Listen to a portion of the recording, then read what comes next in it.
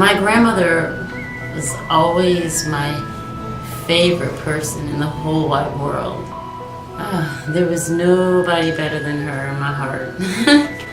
She was so sweet and soft-spoken and kind. I would go stay over her house and be treated like a princess. She never got angry at anybody. One time I heard her curse.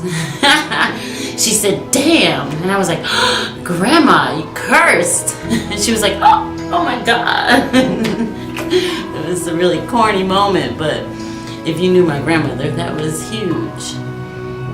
And I always loved going to visit her. Always. Whenever I would go see her, there was no place I'd rather be in the world. And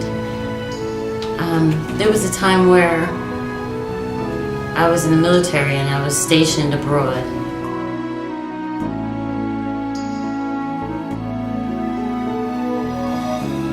And every time I came home to visit, I never let a visit pass without seeing my grandmother. And there was this one time where I had come back stateside for business.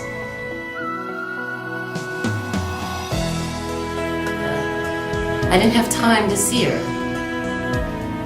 And I called her and I was like, "Grandma, I'm so sorry." And I said, "How are you doing, Grandma?" And she was like, "Well, I'm fine, but I have a pain in my leg." And I said, "Well, Grandma, you've been complaining about that pain in your leg for quite some time now. You should go and have it checked out." And she said, "Oh, sweetheart, I will. I just don't want to bother your grandfather." And I said, "Grandma, if you're in pain, it's not a bother, I'm sure." And she said, "Okay, I'll think about it, but don't worry." And then it really bothered me all the way back overseas, my whole trip. It haunted me that I didn't see her. And like a week later, my father called me like 4 o'clock in the morning.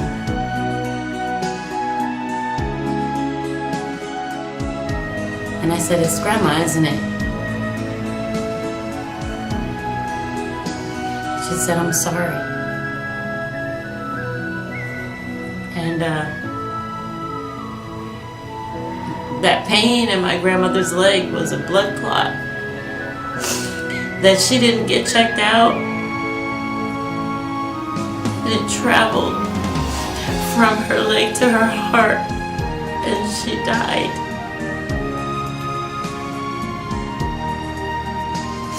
And the next time I saw her, she was laying in a coffin.